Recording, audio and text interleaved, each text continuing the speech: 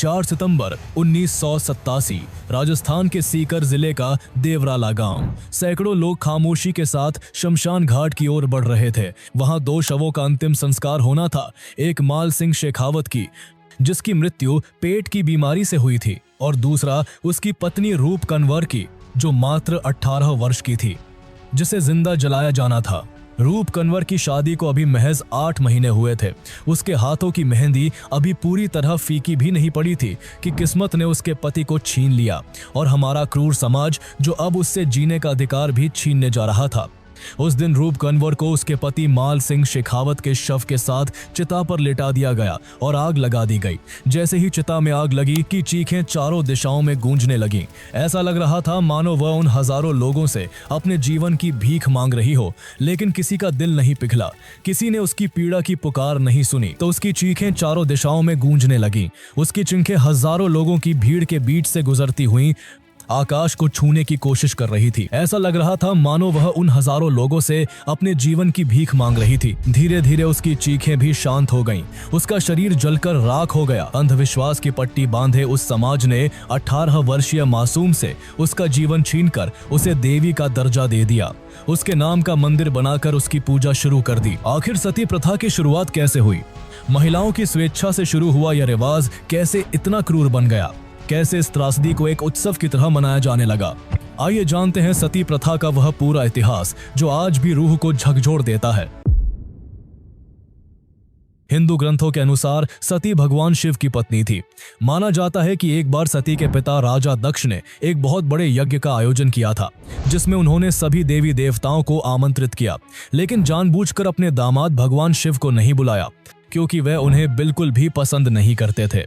राजा दक्ष ने यज्ञ के समय भी भरी भीड़ में अपनी बेटी सती के सामने भगवान शिव का अपमान करना शुरू कर दिया, जिसे माता सती सह नहीं सकी। उन्होंने क्रोध में आकर उसी यज्ञ की आग में कूदकर अपनी जान दे दी। कुछ लोगों के अनुसार यहीं से सती प्रथा की शुरुआत हुई, लेकिन बहुत से हिंदू विद्वानों के हिसाब से ये बिल्कुल गलत व्याख्या है और इसको जबरन माता सती के आत्मदाह से जोड़कर बताया जाता है, क्योंकि जिस समय माता सती ने आत्मदाह किया था उस समय भगवान शिव जीवित थे, जबकि सती प्रथा में किसी भी महिला को तब आग में जलकर अपनी जान देनी होती थी जब उसका पति मर जाता था और वो विधवा हो जाती थी। लेकिन फिर भी समाज ने धर्म के नाम पर एक ऐसी क्रूर रिवाज को जन्म दे दिया जिसका प्राचीन ग्रंथों में कहीं कोई क्लियर एविडेंस नहीं मिलता। भारत के सबसे पुराने ग्रंथ ऋग्वेद में भी सती प्रथा का कोई जिक्र नहीं है। यहाँ तक कि भारत के किसी भी शास्त्र में इसके बारे में कुछ भी नहीं लिखा हुआ।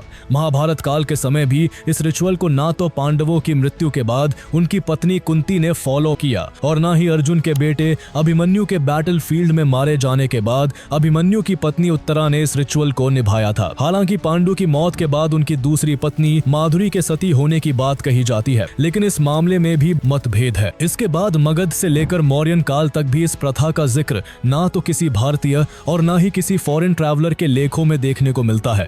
जब भारत पर मगध डायनेस्टी का शासन था, ठीक उसी समय भारत में बौद्ध धर्म प्रसिद्ध हो रहा था। फिर भी उस जमाने के किसी भी बौद्ध मत की किताब में सती प्रथा का जिक्र नहीं है। इससे पता चलता है कि इस समय तक भी सती प्रथा चलन में नहीं थी। फेमस ग्रीक ट्रैवलर मेगास्थीन्स की बुक इंडिका और चाणक्य द्वारा लिखी गई अर्थशास्त्र में भी सती प्रथा का कोई वर्णन नहीं मिलता। सती प्रथा का पहला प्रमाण 464 सीई में नेपाल में मिला। वहीं भारत में इसका पहला प्रमाण 510 सीई में मध्य प्रदेश के ईरान इंक्रिप्शन में मिला है।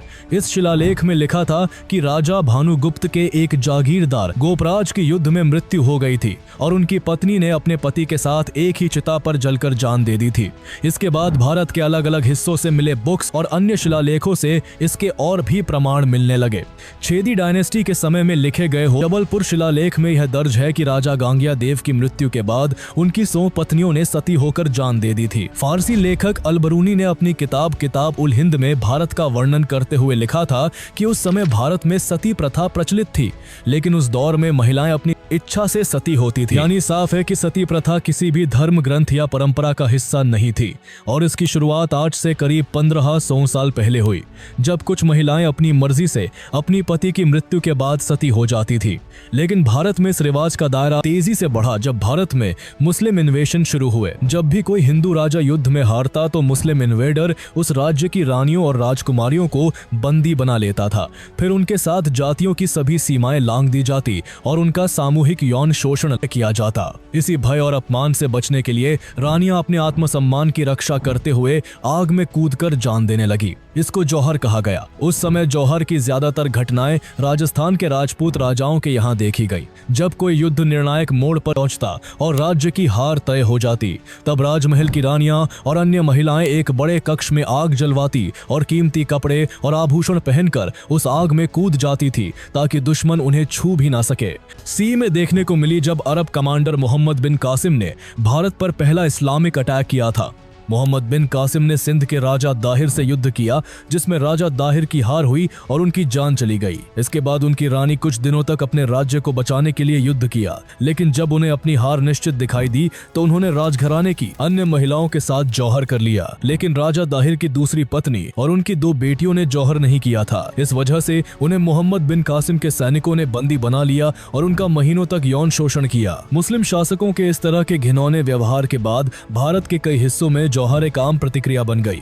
जब भी किसी के ऊपर सम्मान पर संकट आता तो रानियां खुद को मिटा देना बेहतर समझती थी। साल 1232 में जब इल्तुतमिश ने ग्वालियर पर अटैक किया तो राजघराने की महिलाओं ने अपने राजा की हार के बाद किले के अंदर जौहर कर लिया था। अलाउद्दीन खिलजी ने चित्तौड़गढ़ पर हमला कर वहां के राजा रतन सिंह को भी मार दिया था। जैसे ही राजा रतन सिंह की पत्नी रानी पद्मिनी को उनकी मौत की खबर लगी, वह अन्य महिलाओं के साथ मिलकर जौहर कर आग की लपटों में समा गई ताकि खिलजी उनकी इज्जत पर हाथ न डाल सके। हालांकि जौहर की घटनाएं केवल नॉर्थ इंडिया तक ही सीमित नहीं थी, बल्कि साउथ इंडिया में भी इस तरह की घटनाएं सामने आई। कर्नाटका के कंपेली किंगडम पर मोहम्मद बिन तुगलक के हमला के बाद वहां की महिलाओं ने सामूहिक रूप से जौहर किया था। मुगल शासन के दौरान भी जब कोई राजपूत राजा मुगलों के हाथों पराजित होता, मुगल सैनिकों के राजमहल पहुंचने से पहले ही वहां की रानियां जौहर कर लेती थी। शुरुआत में जौहर और सती प्रथा केवल रानियों और उच्च वर्ग की महिलाओं तक सीमित थी, लेकिन समय के साथ इसे धर्म और सम्मान से जोड़ दिया गया। धीरे धीरे यह सोच आम हो गई कि विधवा महिला अगर सती नहीं हुई तो उसका जीवन अपवित्र माना जाएगा। जो महिलाएं पति की मृत्यु के बाद सती होती, उन्हें देवी का दर्जा दे दिया जाता और उनके मंदिर तक बनाए जाते। लेकिन जो महिलाएं ये रिवाज नहीं निभाती थी, उन्हें कुलक्षणी या डायन जैसे शब्दों से बुलाया जाने लगा। कुछ लोग तो उनका चेहरा देखना तक अपशगुन मानते। इसके बाद ये क्रूर प्रथा समाज के दूसरे वर्गों में तेजी से फैलती चली गई।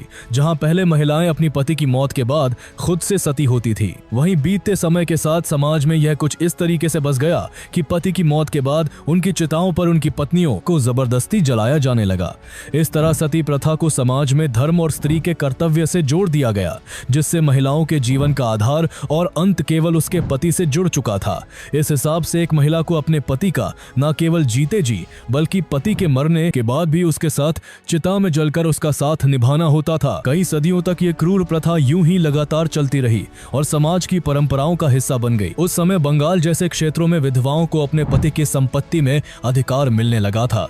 ऐसे में जब भी किसी आदमी की मौत होती तो उसके भाई उसकी प्रॉपर्टी को हड़पने के लिए उसकी विधवा पत्नी को जबरदस्ती सती होने पर मजबूर कर देते थे। अगर कोई महिला इस रिवाज को मानने से इनकार करती थी तो समाज उसे तिरस्कार की नजर से देखता और उसका जीवन नरक से भी बदतर बना दिया जाता। ऐसे में ना जाने कितनी महिलाएं जिन्हें जीना था वो भी समाज की जबरदस्ती के आगे झुककर अपनी जिंदगी चिता के हवाले कर देती थी। 19वीं सदी के आते आते बंगाल में सती प्रथा की घटनाएं बहुत तेजी से बढ़ने लगी। इसका कारण था एक्सेप्टेंस, यानी समाज ने इस क्रूर रिवाज को इतनी सहजता से स्वीकार कर लिया था कि महिलाएं इसे अपना धर्म मानने लगी थी। हालांकि ऐसा नहीं था कि सती प्रथा के खिलाफ आवाजें नहीं उठी। जब से रिवाज शुरू हुआ था तब से कई ऐसे लोग थे जिन्हें विधवाओं को झुलसा देने वाली ये प्रथा अखरती थी। इस प्रथा को रोकने का सबसे पहला प्रयास तुगलक डायनेस्टी के बादशाह मोहम्मद बिन तुगलक ने किया था। उसने अपने शासन काल में सती प्रथा को बैन करते हुए अपने अधिकारियों को आदेश दिया था कि जो भी इस प्रथा में शामिल हो उसे कड़ी सजा दी जाए। छत्रपति शिवाजी महाराज के पिता की जब मृत्यु हुई थी तो उन्होंने अपनी मां जीजाबाई को सती नहीं होने दिया था। पेशवा बाजीराव प्रथम ने भी अपनी माता राधाबाई को अपने पिता की मौत के बाद इस प्रथा से बचाया और जब काफी कम उम्र में खुद पेशवा बाजीराव की मृत्यु हुई तो उनकी पत्नी ने भी इस प्रथा को नहीं निभाया था। इसी तरह सिखों के तीसरे गुरु श्री गुरु अमरदास जी ने भी इस प्रथा का विरोध किया और इसे रोकने का प्रयास किया। इसके बाद जब भारत में यूरोपियन ट्रेडर्स का आगमन हुआ तो यहाँ की सत्ता उनके हाथों में चली गई। तब भी कुछ फॉरेन एडमिनिस्ट्रेटर्स ने इस प्रथा को रोकने के कदम उठाए। 1510 में पुर्तगाली गवर्नर अफोनसो डेलबकर ने गोवा में सती प्रथा को बैन कर दिया था। डच और फ्रेंच ने भी भारत में अपने अपने इलाके में सती प्रथा को रोकने के प्रयास किए थे। हालांकि ब्रिटिशर्स बड़े पैमाने पर इसको लेकर कोई कदम नहीं उठाना चाहते थे, क्योंकि समाज में ऐसे लोगों की संख्या काफी ज्यादा थी जो इस प्रथा को पवित्र मानते थे। ऐसे में अंग्रेजों को डर था कि इस प्रथा से छेड़छाड़ करने पर लोग अपनी परंपराओं और संस्कृतियों का हवाला देकर विद्रोह करने पर उतारू न हो जाए। लेकिन अंग्रेजों की नींद तब खुली जब बैप्टिस्ट मिशनरी के एक वॉलंटियर विलियम कैरी ने अपनी आंखों के सामने एक विधवा महिला को जिंदा उसके पति की चिता पर जलते हुए देखा। इसे देखकर विलियम कैरी अंदर तक हिल गए और वह अपने साथी जोशुआ मार्शमैन और विलियम वॉट के साथ मिलकर इसे रोकने की दिशा में काम करने लगे। साल 1803 में विलियम कैरी ने से एरिया में सती प्रथा के 438 केसेस को नोट किया, जबकि यहाँ इस प्रैक्टिस पर बैन था। उनके जरिए यह बात जब उस समय के भारत के गवर्नर जनरल लॉर्ड वेलेस्ली तक पहुंची तो ब्रिटिशर्स ने पूरे भारत में एक सर्वे करवाया। दरअसल उस दौर में मिशनरीज हिंदू धर्म से जुड़ी अंधविश्वास की बातों का हवाला देकर हिंदुओं का धर्म परिवर्तन करके उन्हें ईसाई बनाने में जुटे थे। सती प्रथा को कानूनी रूप से रोकने में तब तक कोई बड़ा कदम नहीं उठाया गया, जब तक Indian reformer and writer Raja Rammohan Roy ने आगे आकर सती प्रथा के खिलाफ एक बड़ा मिशन नहीं शुरू किया। राजा राममोहन राय साल 1814 तक ईस्ट इंडिया कंपनी में नौकरी किया करते थे, लेकिन इस बीच उनके घर में कुछ ऐसा हुआ था कि उन्होंने अपनी नौकरी छोड़कर समाज में फैली कुछ गलत प्रथाओं को खत्म करने की कसम खा ली, जिनमें से सती प्रथा भी एक थी। साल 1811 में जब राजा राममोहन राय के भाई जगमोहन राय की मौत हुई तो उनके घर वालों ने सती प्रथा के नाम पर उनकी भाभी को उनके भाई की चिता के साथ ही जिंदा जला दिया था। ये देख राजा राममोहन राय हैरान रह गए। जब ये बात राजा राममोहन राय को पता लगी तो वो पूरी तरह हिल गए। इस घटना से वो काफी आहत हुए और उन्हें लगने लगा कि अगर अब भी कुछ नहीं किया गया तो निर्दोष औरतें यूं ही परंपरा के नाम पर जिंदा जलाई जाती रहेंगी। इसके बाद उन्होंने ठान लिया कि जैसा उनकी भाभी के साथ हुआ है वैसा अब वो किसी और महिला के साथ नहीं होने देंगे, क्योंकि लोग सती प्रथा को धर्म से जोड़कर देखते थे। इसलिए उन्होंने सबसे पहले पौराणिक ग्रंथों को पढ़ना शुरू किया। शास्त्रों को गहराई से पढ़ने के बाद भी उन्हें सती प्रथा का उनमें कोई जिक्र तक नहीं मिला। उनके लिए अब यह बिल्कुल साफ हो गया था कि सती प्रथा कोई धार्मिक परंपरा नहीं बल्कि समाज की छोटी मानसिकता की उपज है। इसके बाद उन्होंने सती प्रथा के खिलाफ एक बड़ा अभियान शुरू किया। वह बड़े लेवल पर लोगों के बीच जागरूकता फैलाने लगे। उन्होंने हिंदी, बंगाली और इंग्लिश में सती प्रथा जैसी गलत परंपराओं के खिलाफ किताबें और प्लेट्स लिखे, जिन्हें समाज में मुफ्त में बांटा गया। उन्हें जब भी पता चलता कि किसी जगह किसी औरत को सती किया जा रहा है तो वह खुद वहां जाकर सभी को समझाते और ऐसा ना करने के लिए मनाते। इसके अलावा राजा राममोहन राय ने समाज के सुधार के लिए आत्मीय सभा नाम से एक मंच की स्थापना की। यहाँ लोग सामाजिक मुद्दों पर चर्चा करते, तर्क करते और बदलाव की दिशा में सोचने को प्रेरित होते। लेकिन जब कोई किसी प्रथा को चुनौती देता है तो समाज का एक वर्ग उसको अपना दुश्मन मान लेता है। ऐसा ही राजा राममोहन राय के साथ भी हुआ। बहुत सारे कट्टरपंथी उनके खिलाफ हो गए और उन्हें सती प्रथा के साथ के खिलाफ बोलने की वजह से जान से मारने की धमकियां देने लगे। लेकिन इसके बावजूद राजा राममोहन राय पीछे नहीं हटे। उन्होंने अपनी जान की परवाह किए बिना इसको प्रथा के खिलाफ बोलना जारी रखा और समाज के लोगों को इसे खत्म करने के लिए प्रेरित करते रहे। अपने मिशन को और मजबूती देने के लिए साल 1823 में उन्होंने विलियम कैरी के साथ मिलकर काम करना शुरू किया, जो पहले से ही इसको प्रथा के खिलाफ एक्टिव थे। एक तरफ जहां बंगाल में राजा राममोहन राय इस आंदोलन की कमान संभाल रहे थे, तो दूसरी तरफ गुजरात में स्वामी सहजानंद भी सती प्रथा को वैदिक संस्कृति के खिलाफ बताकर इसके विरोध में खुलकर बोल रहे थे। इस तरह धीरे धीरे भारत के अलग अलग हिस्सों में आवाजें उठने लगी और लोग जागरूक होने लगे। इस जागरूकता के साथ ही ब्रिटिशर्स पर सती प्रथा को खत्म करने के लिए कानून बनाने का दबाव बनने लगा। इसी बीच साल 1828 में लॉर्ड विलियम बेंटिंग को भारत का गवर्नर बनाया गया। वो खुद भी ऐसी बेसलेस और बार्बरिक प्रैक्टिसेस के खिलाफ थे। ऐसे में उन्होंने राजा राममोहन राय और विलियम कैरी से मुलाकात कर लंबी चर्चा की और दोनों की बातों से सती प्रथा को बैन करने के लिए पूरी तरह सहमत हो गए। राजा राममोहन राय और दूसरे सोशल रिफॉर्मर्स के समर्थन में लाखों लोग खड़े हुए, लेकिन वहीं दूसरी ओर कुछ लोग ऐसे भी थे जिन्होंने इसे धर्म पर हमला माना और इस बैन के खिलाफ कई पिटीशंस दायर की। हजारों सिग्नेचर्स के साथ यह विरोध इतना बढ़ा कि मामला सीधे लंदन के प्रीवी काउंसिल तक पहुंच गया। इस दौरान मुगल शासक ने राजा राममोहन राय को इंग्लैंड भेजने की व्यवस्था करवाई ताकि वह प्रीवी काउंसिल के सामने सती प्रथा के बैन को जस्टिफाई कर सके। प्रीवी काउंसिल में भी राजा राममोहन राय की दलीलों को सही माना गया। इस तरह भारत में सती प्रथा बैन हो गई और इसकी प्रैक्टिस करना कानूनन जुर्म बन गया। सती प्रथा पर रोक लगने के बाद ईश्वर चंद्र विद्यासागर जैसे महान विचारकों के नेतृत्व में विधवाओं के पुनर्विवाह को लेकर भी आंदोलन चलाया गया, जिस वजह से अब महिलाएं विधवा होने के बाद दूसरी शादी करके अपना जीवन जी सकती थी। लेकिन इस बीच सती प्रथा का कानून एक दूसरे अंग्रेज थॉमस मैकॉली के कारण थोड़ा हल्का पड़ गया था। थॉमस मैकॉली द्वारा आईपीसी यानी इंडियन पीनल कोड का ड्राफ्ट तैयार हुआ, जिसके मुताबिक अगर कोई यह साबित कर देता कि उसने किसी विधवा के कहने पर चिता को आग लगाई है तो उसे दोषी नहीं माना जाएगा। इसके बाद 1862 के कानून में 2 ऐसे जरूरी प्रावधान हटा दिए गए जिनके हिसाब से सती करने वाले को पहले डेथ पेनल्टी तक दी जा सकती थी। कानून में इस बदलाव के बाद अब आरोपी आसानी से ये कहकर बच सकता था कि विधवा ने अपनी इच्छा से ऐसा किया था और यही लूप होल अंधविश्वासी लोगों द्वारा कई बार इस्तेमाल किया गया। साल 1989 यानी आजाद भारत में 4 दशक बाद इस अमानवीय प्रथा की एक और घटना ने पूरे देश को झकझोर कर रख दिया। ये घटना राजस्थान के एक छोटे से गांव देवराला की थी, जहां रूप कंवर नाम की एक 18 साल की लड़की को उसके मरे हुए पति माल सिंह की चिता पर जिंदा जला दिया गया। कहा गया कि रूप कंवर ने अपनी इच्छा से यह कदम उठाया था, लेकिन जब पुलिस इन्वेस्टिगेशन हुई तो सामने आया कि उसे समाज और घरवालों ने मानसिक रूप से मजबूर किया था। घटना के बाद भी रूप कंवर को देवी का दर्जा दिया गया। गांव में उसका मंदिर बना और वहां चुनरी महोत्सव जैसे आयोजन होने लगे, जहां हजारों लोग पहुंचे, जिनमें कुछ राजनेता भी शामिल थे। इस पूरे घटनाक्रम ने न केवल भारत बल्कि इंटरनेशनल मीडिया का भी ध्यान खींचा। भारत में महिलाओं की स्थिति पर सवाल उठने का और न केवल भारत बल्कि इंटरनेशनल मीडिया का भी ध्यान खींचा।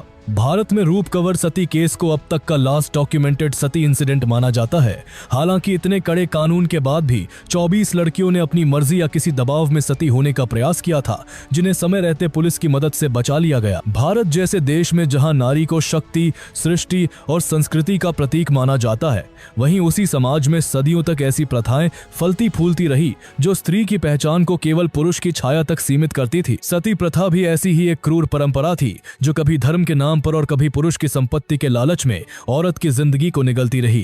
राजा राममोहन राय जैसे समाज सुधारकों की कोशिशों से इस आग को तो बुझा दिया गया, लेकिन आज भी समाज में कई ऐसी सोचें जिंदा है जो पुरुष और महिला को एक समान नहीं मानती।